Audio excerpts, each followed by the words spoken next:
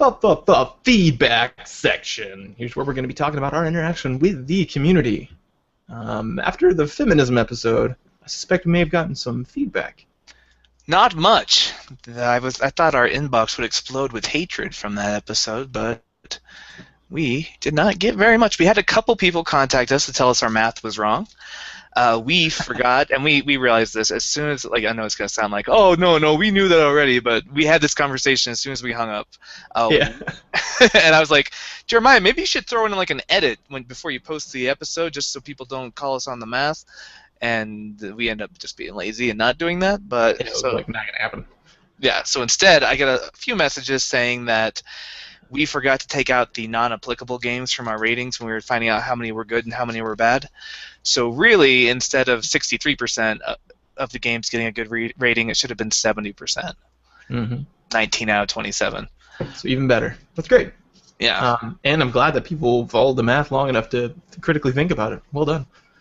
We did get another message saying that it wasn't fair to judge Batman the way we did, the Batman game. He says that by the metrics we set, it was not a good game for feminism, but he says that maybe feminism's almost outside the scope of the game. The whole comic series is called Batman, and the games you play Batman. So saying that you don't have a female protagonist is kind of like duh. And he continues, furthermore, criticizing Catwoman for her femininity is a bit narrow because she's symbolic of Batman Bruce's life. She's supposed to be sexually appealing.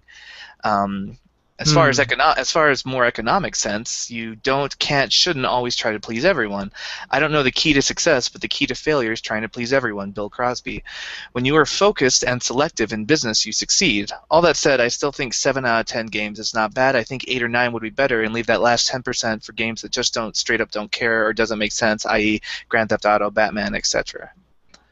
That's an interesting concept. I had a talk with someone about video games being like, some shouldn't try to should be sort of like Skyrim, for example, a game where if you play as a male, I guess you play as a female too, but I just mean like this, male power fantasy of Vikings killing dragons. That is okay, and it's just saying, can't we make a space for that in our gaming? Like you said, that 10%, or maybe even more. I mean, they could also have like, let's say there's something that's very gender specific for women, which I can't think of any right now, or if there are, then I would love to hear. Well, I mean, taking out of video games, it'd be like saying, well, there shouldn't be a Cosmo or a Glamour magazine because those don't cater to male interests. They're just for females. Right, yeah. So maybe it's okay if there's a niche market like that, who's, more, it's gender stereotyped, but there are plenty of people who fall into that stereotype and don't care, and that they love that. They're like, yeah, so I'm choosing this because I want to, not necessarily I'm a slave. And I think that's fun. There's all like this celebration of like men's beards and stuff too as being like manly, and I think that's kind of funny. I don't think it's hurting the norm, but maybe it is. But I don't know. It was an interesting thing I thought about afterwards, or I had a conversation about. Yeah, it is interesting. I had a couple thoughts. First of all, I think that just if you can please both camps, you should. Remember, women make up half of the gaming demographic now, so it just makes economic sense to try and make something that both genders will want to play, if it's possible. And as for the Catwoman thing being symbolic of Bruce's sex life, like, that's one of those rad is always right things to me. Like, if it's still turning off girls, and then you're like, well, they just don't understand because Catwoman is actually a symbolism of Bruce's sex life, then it's kind of like, well, okay, but you're still, like, the result is girls aren't playing the game because they don't want to be dressed like a dominatrix when they play Catwoman. So, like, I think in those situations you could actually still appeal to men, like the new Batgirl costume we talked about in the news, where she looks cool and functional and doesn't look like a leather latex-bound dominatrix. Like, I think that's a result of like stepping forward and maybe helping appeal to women, get more fans that are female into the hobby without like pissing off. I don't think a lot of guys were upset by the Batgirl costume change. So it's one of those ways where you can appeal to both markets. Yeah, I like that. I think I don't know. I'm still trying to figure out this whole, where I stand on all this. But it's funny, despite like the fact that I think we came across, I don't know, at least in my estimation, we came across as pretty fair. The first 2 interactions we had on our video was no comments, because some people look at this stuff on YouTube for some reason. I don't know. I think it's like Google Plus like links to there. Anyway, Was just no comments, just two down votes. It was Just random. don't like this and leave. Yep. Don't like, not worth talking. And I was like, what the heck? So I actually, for the first time ever, upvoted our own video just because I was like, come on, let's at least get this, give this a fair shot, or at least comment, So anyway. Yeah, I don't know. It's one of those conversations that it's almost impossible to have without upsetting somebody. Yeah. I understand. Of course, I see it as a challenge, but. Yeah, it doesn't mean it shouldn't be tried, but you just have to go into it knowing that just having the conversation is going to upset people. But just because people are upset doesn't mean the conversation shouldn't happen. Yeah. Yeah. So also, and other interactions with the community, we had like a couple things, but the Minecraft thing, there was some little conversation about that. Oh, and if you guys aren't part of that conversation, feel free to join the Facebook group. It's facebook.com/groups/Game Theory Podcast, and there's something posted there almost every day, if not every other day. We get about 3 new members a week trickling in, so come join us. We have fun here. Yeah, it's good times. Yeah. And one of the things is one of the things that someone posted is this charity that Will Ferrell's doing. So what's that all about? So it's called you go to willferrellhatescancer.org, and it's a nonprofit trying to raise money for cancer research, and the goal is to get $375,000 in a month. It started September 10th, and it's going to close on October 12th. So we're 4 days into it. We're already 12% of the way in. They've raised $44,000. But the idea is, Will Ferrell's a famous gamer, right? Yeah, well, he's a famous something. He's something of a video game whiz back in the day, as he described himself.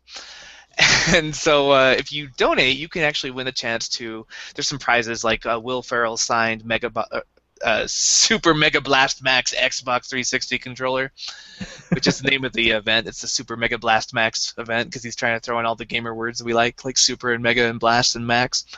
Yeah. So anyway, he's kind of trolling us as gamers. He's like, at the very end, he says like, now I know the common perception of gamers is that we're all super handsome, well-adjusted, pro-social go-getters. Let's not prove that wrong.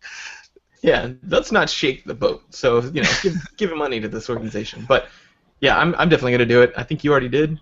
Yeah, $10 gets you. It's actually like a $5 donation because Amazon will actually give you a $5 credit for a digital video games purchase if you donate $10. So it's worth it. I mean, go in there, raise money, help Will Ferrell, try and prove that gamers really are the awesome people that no one thinks we are. Yeah, they are, man. There are good people out there. I mean, there's obviously vitriolic assholes too, like the ones who threaten people's lives, but. Yeah, we need to be a bigger voice. So plus, it's a good cause, man. Apparently, these people who play cancer, they love playing cancer, and they're going to beat it. They're going to beat cancer. Yeah, so, you have to beat cancer. They sit around and they feel nauseous and sick from these medications, and they're kids, and they have nothing to do. So they can't get out of bed because they're just. Yeah, so this kind of young guy started this organization called DonateGame.org, and that's kind of what this is being a part of, or DonateGames.org, and it's to let these kids play video games, and take their mind off the fact that they're nauseous and hungry and everything horrible and in pain and tired. So I think it's great, man. That's exactly what I'd want to be doing if I was diagnosed with cancer. I'd want to be sitting around playing video games and trying to forget the fact that my life is currently pretty crappy, and hopefully I'll pull out of this. That's what I do anyway, so let's let them do it too. Yeah, so great cause there. Very cool. Yeah, I'm donating money right now. I encourage everybody else who's ever thought like, wow, all this free game theory podcasting and we don't ever get charged for it. Like, we're charging you right now for $10 for the past 53 episodes. That is, I can't do the math. It's cheap. It's cheap if you break it down per episode. So donate to this Will Ferrell HatesCancer.org charity. Let's try and raise some cancer money or anti-cancer money. Very cool. So yeah, that's pretty much the conversations that we had with the public. Other than that, we had like a weird dinosaur game night, I guess. But maybe we can do this more in the future. If you guys have a game you'd like to put together and play, go ahead and suggest it and a date. That's the big part, because if you just ask about it, people will be like, yeah, and then nothing. But in a date, and I'll try to join every one of them I can. And if you have Here's the Storm, which is going to be very few of you, but if you do, add me on there as a friend. I won't give in my personal information. I better not. I was about to just give out my address. I don't Look know. me up. Look me up in the following address. Yeah, yeah. Find me. Actually, hold on. I'll look at my Battle.net account. But while I'm doing that, is there anything for the? What are we No doing new for next? emails. So if you want to email us, go to thegametheorypodcast@gmail.com in your internet email browser, and you can type us a message if you care to have that. That will make the feedback portion more interesting for everybody.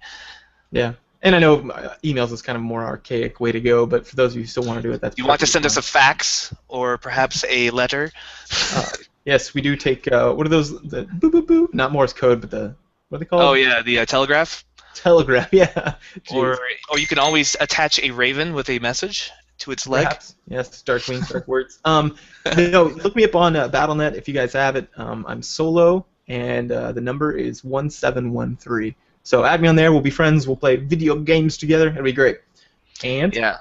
uh, Oh, good news. One of our listeners, actually my brother, has taken it upon himself to create us a web page for the show. So it's still in development, but when it is up, we'll be able to actually put our show notes and like notes about the episodes, and more importantly, when people Google us, they will have a web page to find. I think that will just be nicer for everybody. awesome.